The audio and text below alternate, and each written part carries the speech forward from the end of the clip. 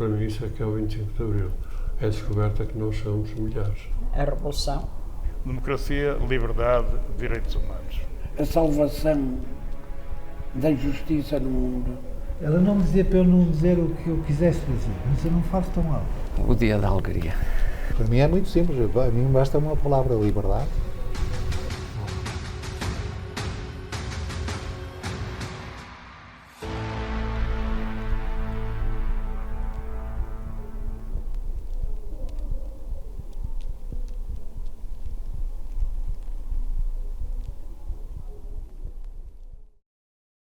José Sousa Ribeiro é economista e é licenciado pela Faculdade de Economia da Universidade do Porto.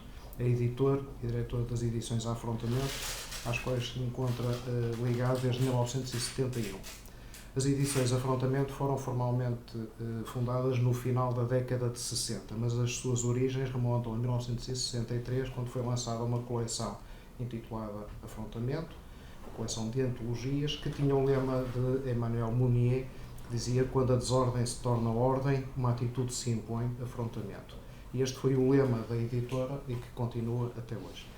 A partir dos finais dos anos 60 e início dos anos 70, a Afrontamento organizou-se como uma editora no sentido mais formal e ficou conhecida por publicar uma série de obras contra a guerra colonial, começando com o processo do padre Joaquim Pinto de Andrade, católico ligado à fundação do MPLA, e outros julgamentos, e lembro também do Padre Mário. Sim, exatamente. Da Sierra da Lixa, que deu uma grande celeuma antes do 25 de Abril. A partir de 1971, a Afrontamento começou a ter algumas coleções pelas quais ficou conhecida, como é o caso da coleção Movimento Operário Português, de César de Oliveira, a coleção Bezerro de Ouro, dirigida por Mário Bruxado Coelho, e depois do 25 de Abril, coleções como Libertação dos Povos da Colónia, que abrigou os textos políticos de Amílcar Cabral, ou a coleção Viver é Preciso, de 74, coordenada por José Carlos Marques, que foi a primeira coleção de ecologia a ser publicada em Portugal. Caro Dr. José Ribeiro, agradecemos muito ter aceito prestar este testemunho, não é? E eu começaria por, se calhar, pedir que nos falasse um pouco do ambiente editorial e desta forma como a Afrontamento começou a editar livros que eram marcadamente de oposição, e como é que isto conseguia fugir às malhas da censura. Sim, como disse, eu só estou ligado a Afrontamento a partir de 1971, coincidindo com uma espécie de segunda fundação da editora, porque até aí tinham sido publicados apenas 7 livros, com começo, como disse, em 1963, praticamente ao ritmo de um livro por ano, que resultavam, digamos assim, das preocupações de um grupo informal de pessoas que sentiram necessidade de, através da forma livre, contribuírem para o debate de ideias e contribuírem para, digamos, introduzir, na altura era mais na zona do Porto, realmente um fórum onde se pudessem discutir a organização da sociedade. Girava um pouco em torno de uma comunidade de reflexão católica que gravitava à volta de Frei Gama Domingos, na comunidade, era chamada na zona de Cristo Rei, na comunidade de Cristo Rei, mas tem outros elementos, digamos assim, politicamente de esquerda, mas que não se identificavam com a posição dominante na época. Concretamente, não se identificavam com a linha ideológica do Partido Comunista, mas, portanto, eram elementos de esquerda desaligados, digamos assim, mais esses de raiz católica. E, portanto, foi esse grupo que, realmente, a partir de 1963, e realmente, embora eu não estivesse ligado a essa fase da vida de editora, dificilmente se pode chamar ainda de uma editora, porque no fundo era fazer um pequeno livro por ano. Não sei se os posso mostrar. Quer dizer, temos aqui o primeiro deles, por exemplo, que é precisamente uma antologia de textos do Emmanuel Mounier, o tal que deu origem depois à epígrafa que se colocava no verso dos livros. E, portanto, nesse período de 1963 a 1968, publicaram-se estes 5 livros que aqui estão, todos com um aspecto, mesmo neste momento, é um aspecto curioso e que mostra algum cuidado também com a própria forma como os textos eram apresentados. Desde muito cedo que a Afrontamento assumiu como sua bandeira a luta contra a guerra colonial. Sim, isso torna-se patente, sobretudo a partir de 1971. Porque é que eu há bocado disse que 1971 era uma espécie de ano de refundação da editora, ou refundação ou fundação, se quisermos começar a chamar aquilo que a partir daí se passa como um esforço mais organizado. Foi porque, precisamente, portanto, em 1971 foi o ano em que, depois da sua prisão, foi julgado cá no Porto o militante angolano, o padre Joaquim Pinto de Andrade, cuja defesa foi assegurada pelo advogado do Porto, na altura já na pessoa de relevo na vida da cidade, o Mário Machado Coelho, que faleceu agora até muito, muito recentemente.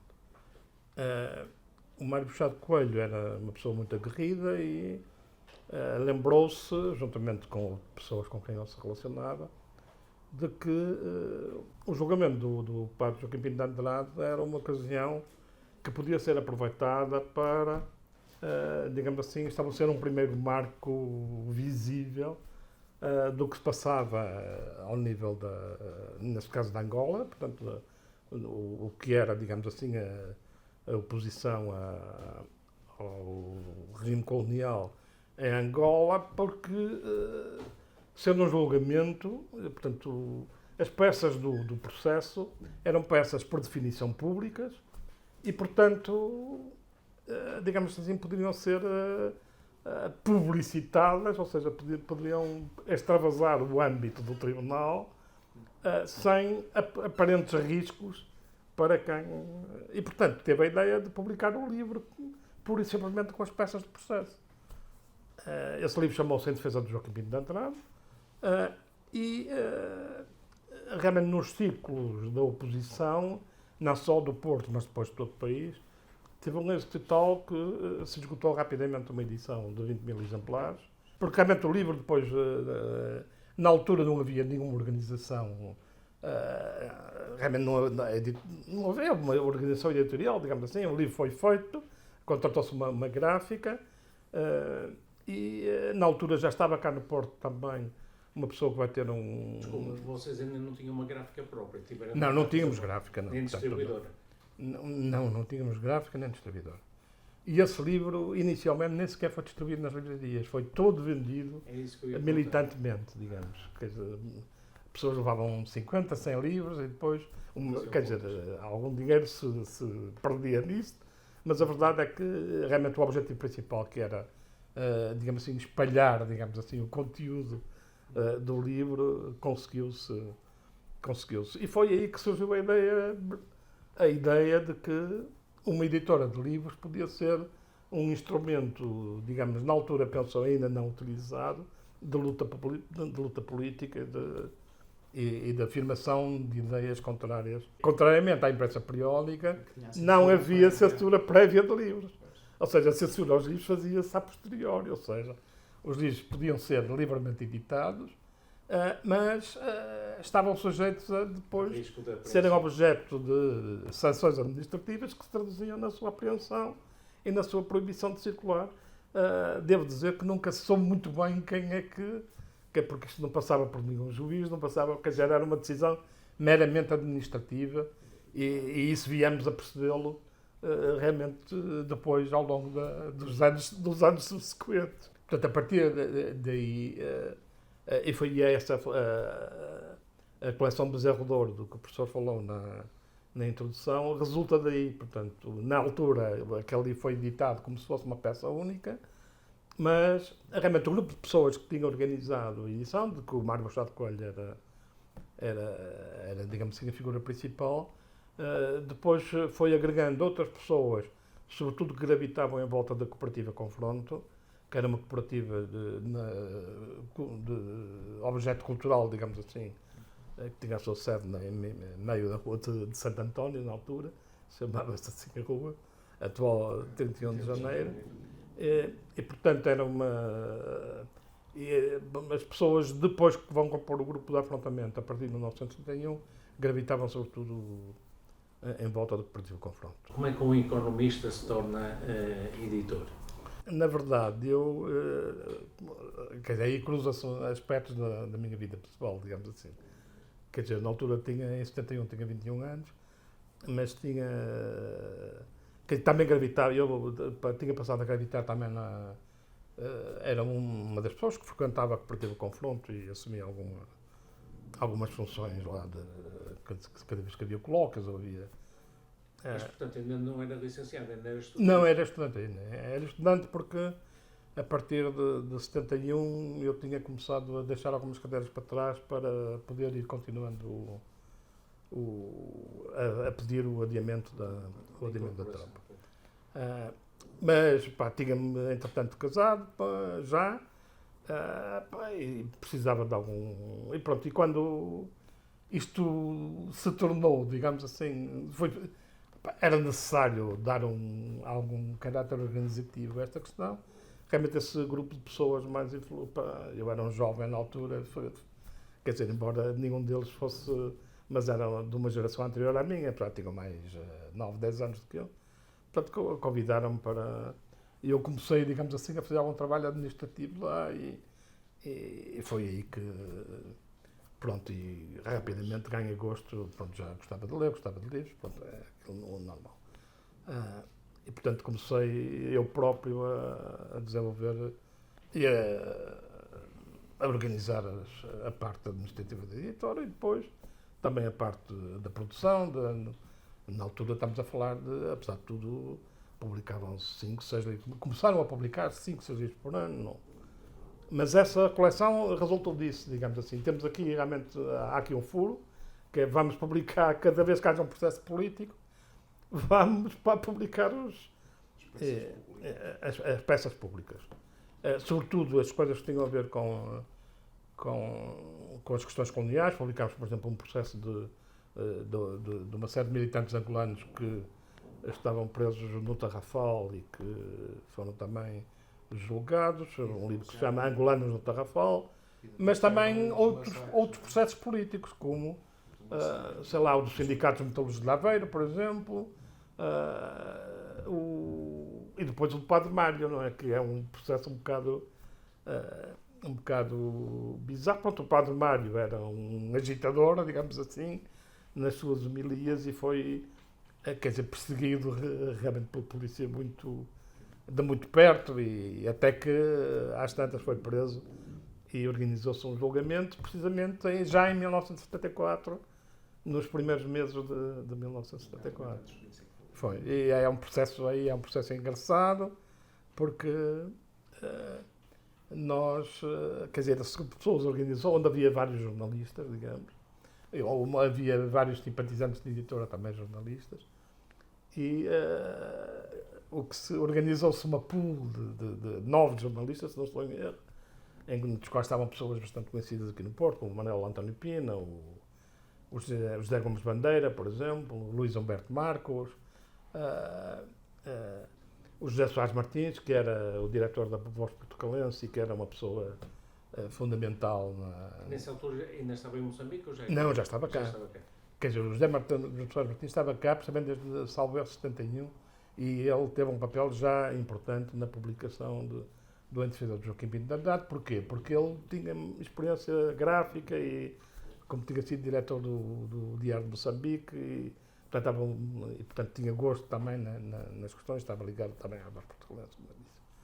E, portanto, esses jornalistas iam aos julgamentos e, digamos assim, escreviam o livro, tiravam...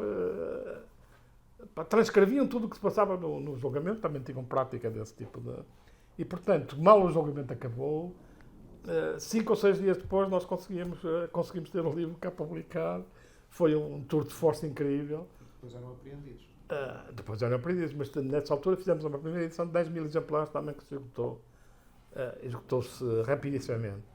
Fizemos depois uma segunda edição de outros 10 mil, porque realmente a procura era muito, mas precisamente depois apareceu o 25 de Abril e foi precisamente foi no meio dessa saga que se deu o 25 de Abril e, portanto, as coisas, desse ponto de vista, o Mário ficou livre de dizer aquilo que queria e portanto, o interesse das pessoas também pelo livro esmoreceu. Mas foi realmente uma coisa incrível para a época, atendendo também à tecnologia da época, porque ainda estamos a falar de livros que eram feitos em tipografia convencional, paginados a chumbo. Nos primeiros tempos foi sempre uma estrutura completamente informal. Nem sequer havia uma sociedade comercial por trás da... Em 1973, em 6 de janeiro, no dia em que saiu o primeiro número do Expresso, também foi o dia em que nós constituímos a primeira sociedade. Mas nós colocávamos sempre a questão da segurança, porque, apesar de tudo, era preciso algum cuidado na forma como se faziam as coisas. E, portanto, a fórmula que se usou e que provou ser bem sucedida, porque nunca houve grandes... Apesar daquilo que conseguimos publicar, nunca houve grandes incómodos pessoais do ponto de vista da nossa relação com a PIDE. A loja que nós tínhamos a Afrontamento era apenas uma marca, não correspondia, pode dizer-se, a nada, a não ser uma marca que se põe nos livros, e cada livro era editado por uma determinada personalidade. Portanto, havia alguém que assumia a responsabilidade da edição. Geralmente eram pessoas dificilmente incomodáveis pela PIDE. Os próprios advogados, lembro que, publicámos um livro do Armando Castro sobre a dominação inglesa em Portugal, que é uma coisa, não era tão política, digamos assim, mas tinha implicações. E ele era o editor, além de ser o autor, era o editor do livro. Portanto, aparecia lá no livro, edição de Armando Castro. Portanto, isso era difícil. O Angolanos de Rafal, um dos advogados que estava implicado era o Jorge Sampaio, também, o editor era o Jorge Sampaio. Portanto, pessoas a que a polícia teria mais dificuldade em incomodar. E isso revelou-se realmente uma decisão acertada do ponto de vista tático ou estratégico da sobrevivência da editora. Chegaram a ter problemas com a PIDE, não é? E o senhor mesmo foi chamado... Chegamos, sobretudo com este livro que está aqui, que é O Julgamento dos Padres de Macuti. Quer dizer, realmente até aí a única sanção que nós tínhamos tido com os livros era apreendermos praticamente todos os livros que nós publicávamos. Eram apreendidos, mal ele estava publicado, embora a própria PIDE foi evoluindo na sua... Eu já explico porquê. Mas em relação a este livro, realmente foi o único livro em que... Porquê? Porque no interior deste livro, estes eram os julgamentos dos padres de Macuti, que tinham denunciado os massacres de Viriamo, e no decorrer do processo estão aqui descritos todos, digamos assim, todos os documentos que depois no interior deste livro estão descritos todos porque fez parte do julgamento, não é? E aí, portanto, o PIDE abriu, além de aprender o livro, abriu um processo formal. Eles próprios não sabiam contra quem, por mais uma vez, aqui diz edição dos autores, que eram os advogados, um dos quais era o irmão do Zeca Afonso, o João Afonso dos Santos, que era advogado em Moçambique, os advogados do processo, portanto... E realmente na altura eu tinha ido a Londres e quando cheguei a casa, na época da Páscoa, tinha uma intimação para me apresentar no PIDE. Curiosamente, para me apresentar no dia 24 de Abril, às 2 horas da tarde. E lá fui, mas pronto, eu estava relativamente sossegado porque o nosso discurso era esse. Realmente isto aqui não... Eu realmente faço parte, porque a tal sociedade que tínhamos constituído em 6 de janeiro de 1973 era uma sociedade apenas distribuidora de livros. Foi para, digamos assim, nos permitir organizar a distribuição, a venda para as livrarias, etc. tinha o nome de 3 dos sócios, Loureiro, Pereira e Oliveira. Oliveira era o César Oliveira, precisamente, que fazia parte desse grupo. O Loureiro era uma pessoa também bastante influente cá no Porto, o José Leal Loureiro, que era um ativista, sobretudo estudantil, que tinha tido uma certa relevância. E o Júlio Pereira é um outro sócio, que ainda é sócio da Afrontamento neste momento. Portanto, chamava-se Loureiro, Pereira e Oliveira, eram os 13 nomes de árvores que havia entre os 9 sócios que compuseram esse grupo inicial. Portanto, eu, por simplesmente, tinha o discurso de, realmente nós distribuímos livros, somos a distribuidora comercial que distribui livros e, portanto, realmente deram-nos esse livro para distribuir, distribuímos. Mas sobre as outras circunstâncias eu não sei nada, tenho que contactar os editores. Pronto, era o discurso que vendíamos. E mas eles não... Pois. A apreensão dos livros, vocês escondiam-nos, não é? Claro. A PIDE não conseguia aprender a totalidade da edição. Não. Não conseguia. E aprendia relativamente poucos exemplares. Aprendia porque nós, na altura, nós funcionámos, até o 25 de Abril, funcionámos primeiro na Confronto, depois a Confronto foi extinta pelo decreto do Marcelo Caetano e nós tivemos que arranjar uma sede, arranjámos uma pequena sala na rua de Fernandes Tomás, mesmo em frente ao Alexandre de Braga, e era lá que... Mas a nossa sala era pequena, portanto nós tínhamos depois os livros guardados nas nossas próprias casas, digamos, ou em casas de amigos. Já havia um amigo nosso que era Urives, em Gondomar, tinha uma caixa forte, muitos dos livros estavam lá na caixa forte em Gondomar. Outros estavam em Gaia, numa casa da Diocese que havia em Gaia, que estava ligado ao José Soares Martins também. Portanto, os livros estavam separados e, portanto, a PIDE, em primeiro lugar, ia ao sítio onde nós estávamos e apresentava um auto, mas era um auto administrativo, que o livro tinha sido apreendido, e lá íamos buscar os 10 ou 15 exemplares que lá tínhamos e dizíamos que era o... E depois eles faziam a ronda das livrarias todas, não é? Que era um trabalho, imaginem, andar pelo país inteiro. Quer dizer, era uma coisa...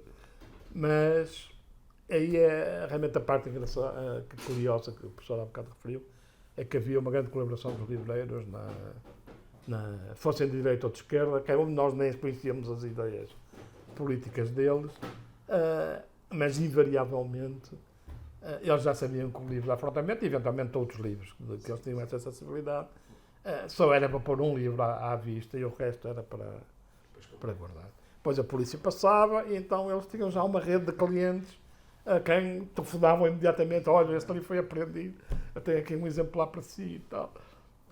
E portanto a circulação dos livros não foi muito... A leitura fazia isso, a Fernando Machado fazia, a Século fazia isso,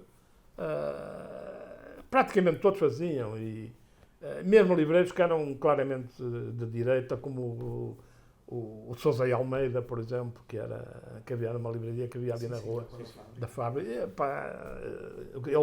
colaborava igualmente, como os outros, colaborava igualmente. O problema é que a PIDE foi aperfeiçoando os seus... e começou a visitar as tipografias.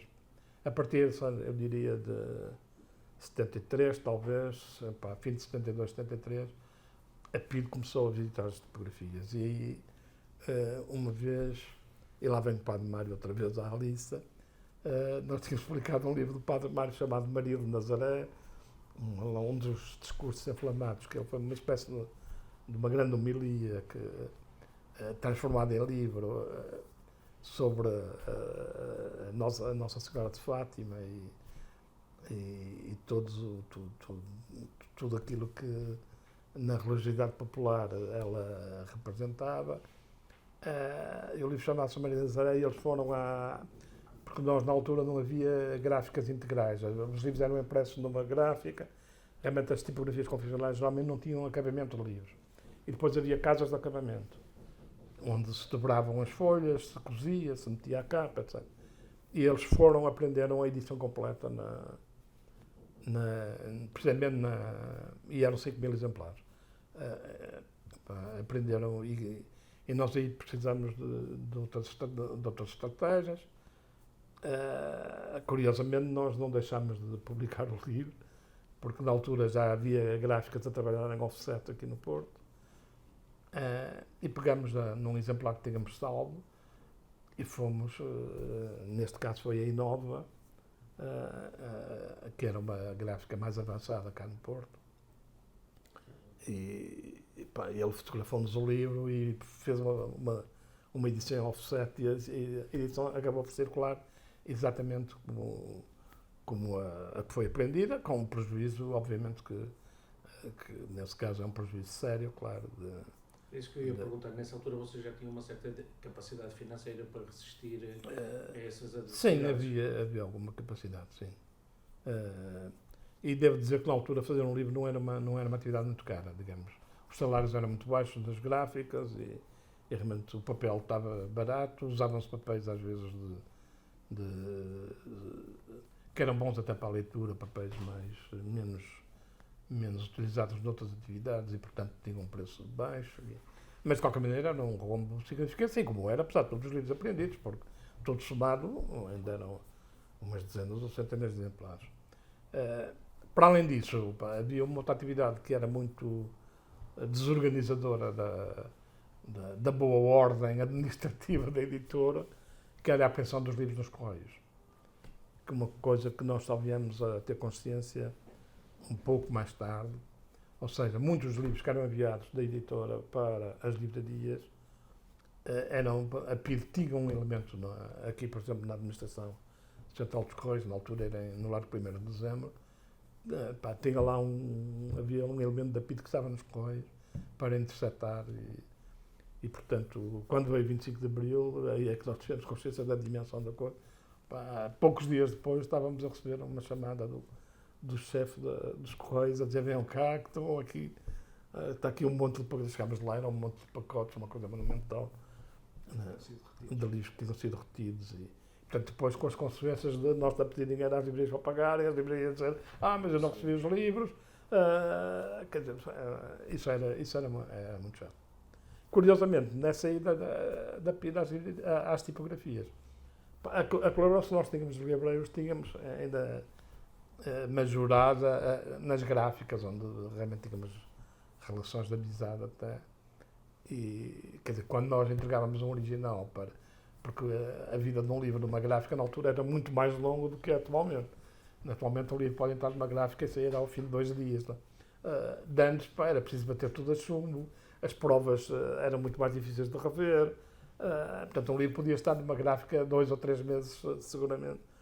E portanto eles, quando nós submetíamos o original, eles introduziam o livro com um título inventado e completamente anódino, para não despertar nenhuma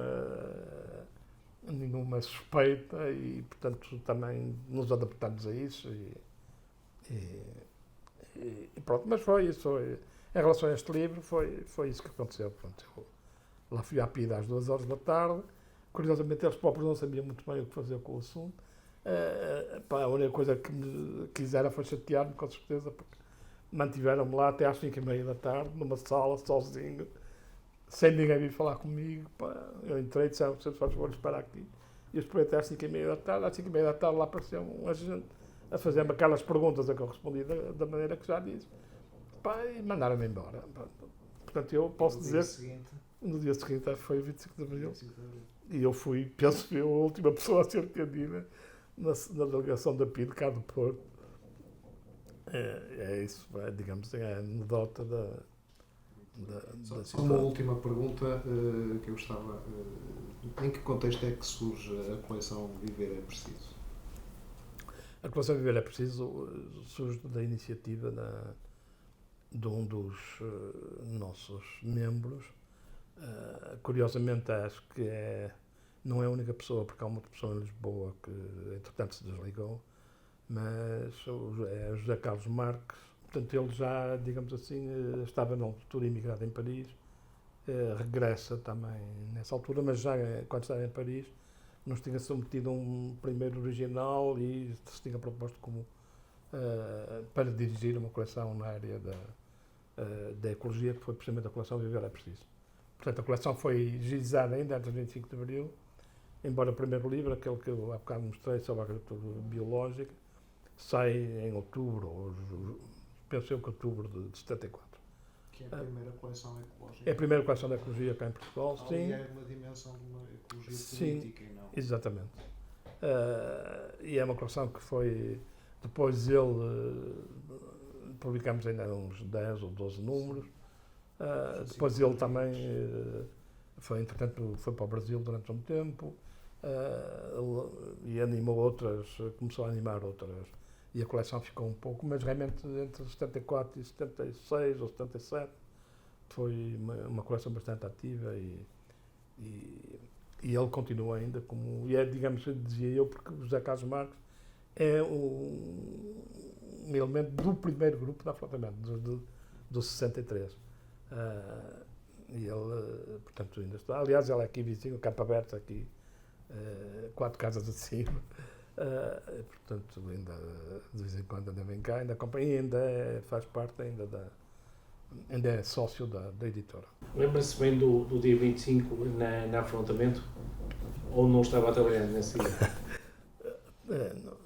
Não estava a trabalhar porque foi muito cedo, não é? A minha primeira percepção de que algo se passava é engraçada também, porque foi o dia em que eu tinha comprado um automóvel pela primeira vez e na altura os vendedores, enfim, vendia-se bem dos carros, se calhar, e o vendedor foi-me buscar a casa para eu ir ao stand, que era aqui, era a Mondauto, era um Fiat, a Mondauto era aqui, também meia dúzia de casas acima. Eu morava no Largo da Maternidade, ele foi-me buscar a minha casa, logo às 9 horas da manhã, para ir buscar o carro à Mondauto. E passamos ali pela Praça da República, e o quartel-general realmente estava fechado e estava um pequeno destacamento à porta.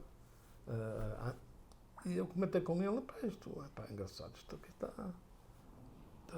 Mas não tinha ouvido nada, não tinha ligado o rádio, nem ele, portanto, não.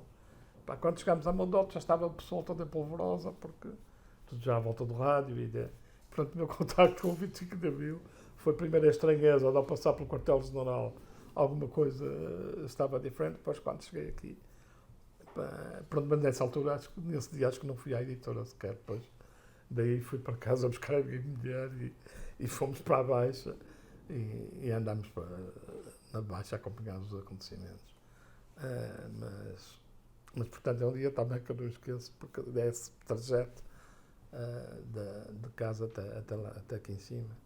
Portanto, não foi só um carro novo, foi também um foi, peixe novo. Foi um peixe novo, exatamente. Foi coisa... E na editora, o que é que mudou assim imediatamente, ou mais ou menos imediatamente? O que mudou foi, digamos, nós, apesar de tudo, a editora era, de alguma maneira, monopolista porque, embora, pronto, eu não quero com isto, quer dizer, da maneira como nós organizamos as coisas, como eu há bocado disse, nunca houve sensação de risco, ou seja, nós tínhamos cuidado, mas, digamos, de